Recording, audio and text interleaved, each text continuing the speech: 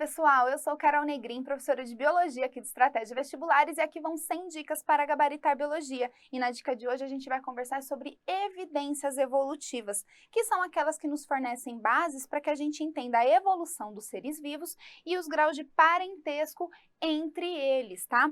Alguns exemplos são os que nós vamos ver aqui, como os fósseis. Fósseis que são restos ou vestígios preservados de seres vivos extintos. Aqui a gente está vendo um fóssil de trilobita. A partir da análise desses registros fósseis, a gente consegue observar quais organismos viveram em determinada época, em determinado período, além de observar quais eram as suas características e características compartilhadas, inclusive com os seres vivos existentes hoje.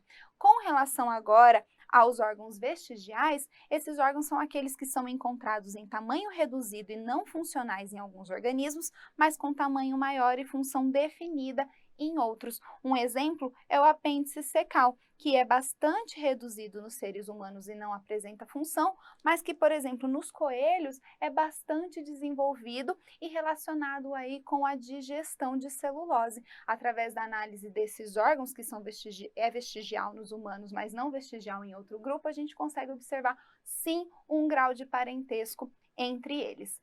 Outra evidência evolutiva é a biogeografia. Através dela, nós estudamos a distribuição dos seres vivos no espaço durante um tempo. E a gente pode pegar como exemplo aí diferentes famílias de camelos que estão presentes em continentes distantes, na América do Sul, na Ásia e na África. Como é possível que esses organismos que são tão aparentados estejam tão distantes? E a explicação está na deriva continental. A gente sabe que muito antigamente existia apenas um supercontinente, que era a Pangeia. A Pangeia que ficava banhada pelo mar Pantalassa.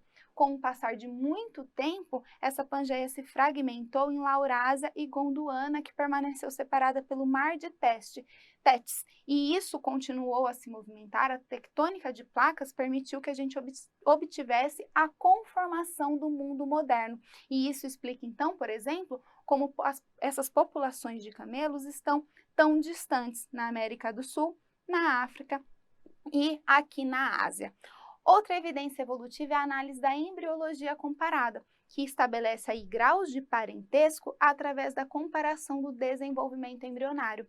Nessa figura aqui, a gente tem os diferentes grupos de vertebrados e a gente consegue observar que existem semelhanças e diferenças entre esses embriões. Quanto maior o número de semelhanças, mais aparentados são os organismos, enquanto quanto maior o número de diferenças, mais distantes eles estão aí no grau de parentesco. Legal?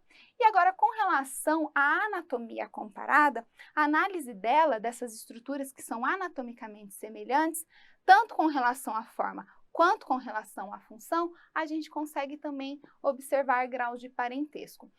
As semelhanças homólogas são aquelas que têm a mesma origem embrionária, mas que podem ter funções diferentes. Essas semelhanças homólogas, de estruturas homólogas, a gente chama de órgãos homólogos. Já semelhanças análogas são aquelas em que as estruturas possuem a mesma função, mas origem embrionária distinta. E essas estruturas são chamadas de órgãos análogos. Bom, o que a gente tem para falar mais sobre isso?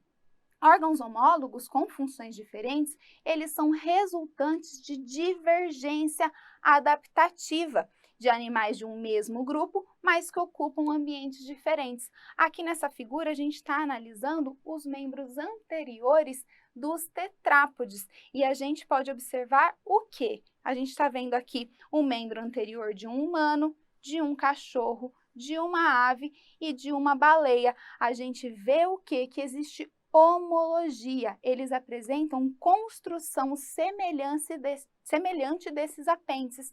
Isso nos mostra que eles apresentam, sim, um ancestral comum, mas que essas estruturas divergiram de acordo com o ambiente em que esses animais vivem. Nos humanos e no cachorro, essas estruturas estão adaptadas à locomoção através da corrida, do andar. Nas aves, para o voo, e na baleia, adaptado aí para o nado. Agora, com relação aos órgãos análogos, eles são resultantes de convergência adaptativa. O que isso quer dizer? que essas estruturas elas evoluíram de maneira independente nesses organismos. Elas não têm a mesma origem embrionária, mas devido a pressões seletivas semelhantes do ambiente em que esses animais vivem, elas foram selecionadas e passaram a apresentar a mesma função. Exemplos, a gente tem aqui as asas da libélula e as asas do morcego. Ambos são adaptados para o voo, no entanto, não têm a mesma origem, são órgãos análogos. E outro exemplo é aqui a coloração dessa ave e desse mamífero. A pressão seletiva favoreceu aqueles organismos que apresentavam a coloração branca e que sobreviviam melhor nesse ambiente aqui branco de neve, ok? Essa foi a nossa dica de número 71, ainda vem mais por aí. Se você gostou, curta e compartilhe e a gente se vê na próxima. Até lá, tchau, tchau!